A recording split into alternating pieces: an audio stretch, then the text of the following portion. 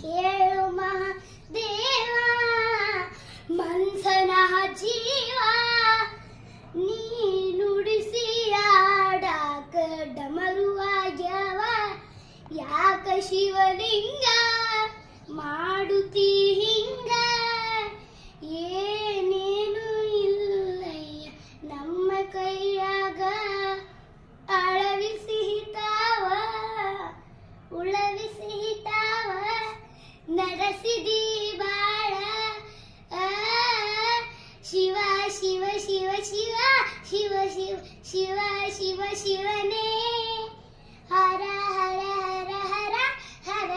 Hara Hara ಹರನೇ Shiva Shiva Shiva Shiva Shiva Shiva Shiva